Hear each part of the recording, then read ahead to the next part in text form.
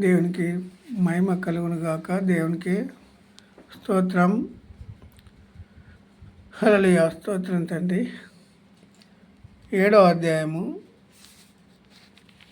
7వ వచనం.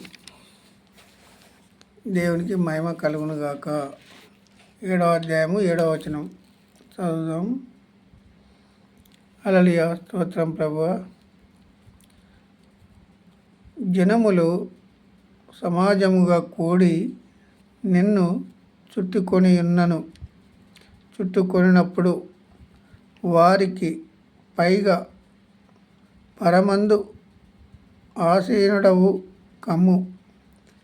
యెహోవా జనులకు తీర్పు తీర్చువాడు. ఏమని చెప్పిండు? జనములు నిజముగా కూడి నిన్ను చుట్టుకొనినప్పుడు వారికి పైగా పరమందు ఆసీనుడవు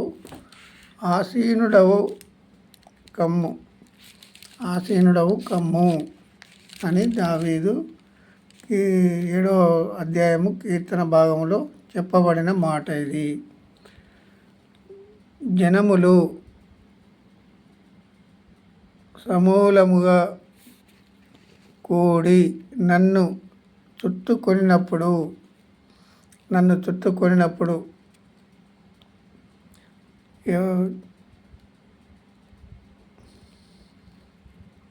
వారికి పైగా పరమందు ఆసీనుడవు కమ్ము. ఇప్పుడు ఎవరు ఆసీనుడవు కమ్ము అని అంటాడు? పైన ఉన్నాడు యేసుక్రీస్తు ప్రభు. పైన దేవుడే సమస్త మానవులకు ఆయనే దేవుడు, ఆయనే రక్షకుడు, ఆయనే నియమించబడ్డ దేవుడు. మనం నియమించడం కాదు, దేవుడే. జనములు సమాజముగా కూడి నిన్ను చుట్టుకొనినప్పుడు వారికి పైగా పరమందు ఆసీనుడవు కమ్ము. మనం నియమిస్తే కాదు దేవుడైంది.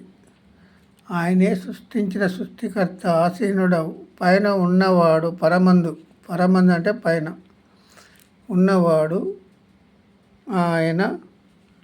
అందరికీ ప్రభు, సమస్త మానవులకు, బంధుమిత్రులకు, మనకు ఈరోజు ఈ సమయం, ఈ క్షణం దేవుడిచ్చిన సమయం సమస్త మానవులకు. ఎందుకంటే దేవుడు ఇయ్యని సమయం అంటూ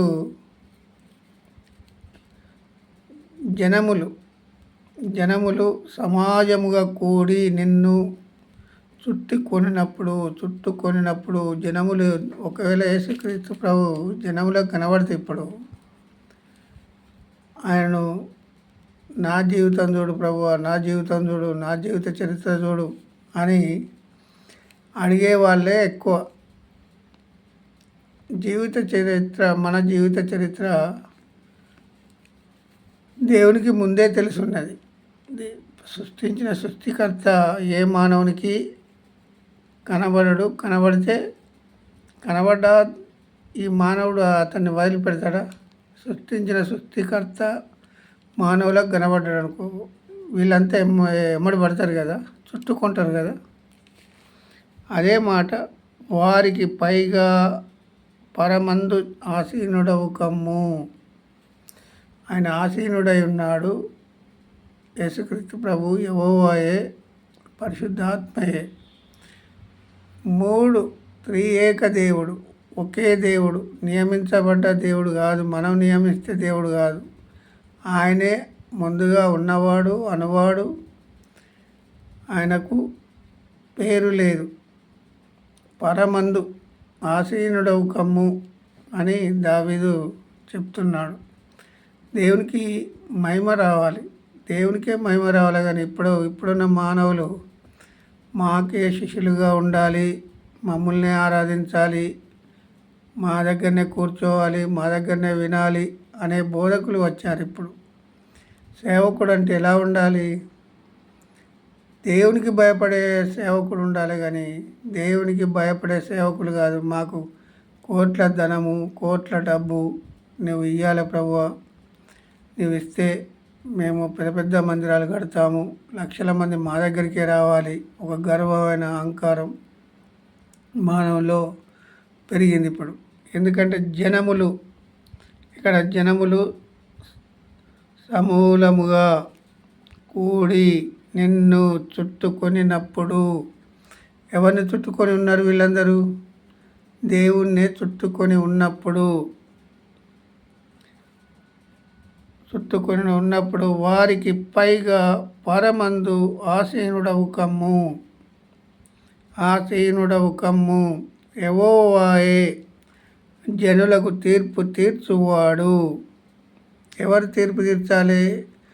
దేవుడే తీర్పు తీర్చాలి వీరందరికీ. వారికి పైగా పరమందు ఆసీనుడవు కమ్ము. యెహోవా జనములకు తీర్పు తీర్చువాడు.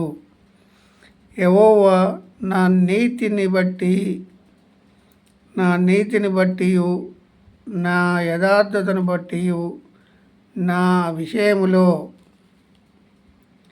నాకు న్యాయము తీర్చుము అని దావీదు అడుగుతున్నాడు. మనం కూడా అడగాలి కదా యేసుక్రీస్తు ప్రభువును. ఆయన ఒకే ఒక్కడు తీర్పు తీర్చేది, సత్యవంతుడు, న్యాయవంతుడు. ఆయన జడ్జిమెంట్ ఇచ్చే దేవుడు, ఆత్మలకు జడ్జిమెంట్ ఇచ్చే దేవుడు. ఈ శరీరాలకు కాదు ఇచ్చేది. శరీరాలకు ఎన్ని అవస్థలైనా పడతారు, కానీ సృష్టించిన సృష్టికర్తకు మాత్రము మేము సృష్టించిన సృష్టికర్తకు మేము లోబడము అని ఈ జనములు, మన భారతదేశంలో 144 కోట్ల మంది ఉన్నారు. యావత్ ప్రపంచ దేశాల్లో 900 కోట్ల మంది ఉన్నారు. వీరందరికీ ఊపిరి దయచేయు దేవుడు, సృష్టించిన సృష్టికర్త ఒకే ఒక్కడు. ఎవరంటే యేసుక్రీస్తు ప్రభు మాత్రమే. ఆయన మన పాపముల కొరకు, మన శాపముల కొరకు కల్వరి శిలువలో రక్తం గార్చి చనిపోయి సమాధి చేయబడి 3వ దినమున తిరిగి లేచిన దేవుడు, సృష్టించిన సృష్టికర్త. ఎవరైతే మరణ శాసనం రాశారో ఆ మరణ శాసనం రాసిన వాడే మరణించితేనే కానీ మనకు పాప విమోచన లేదు. ఎవరైతే దారి చూపించారో ఆ దారిలో అతనే నడవాలి.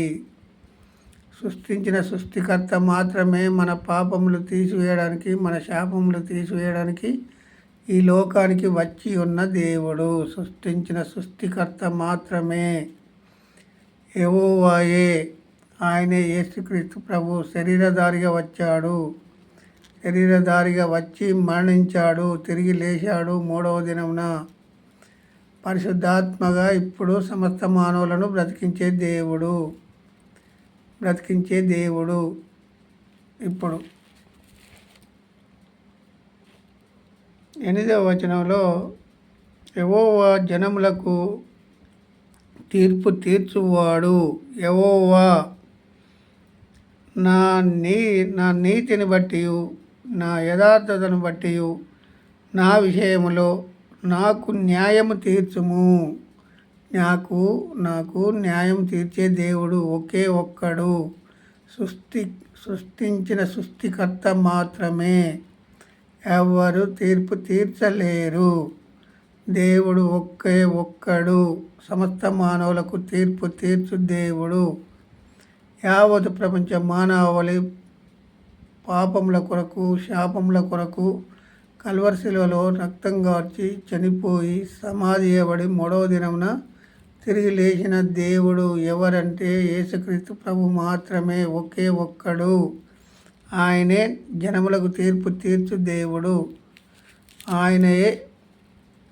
హల్లెలూయా. దేవునికి మహిమ కలుగును గాక. ఈ మాటలు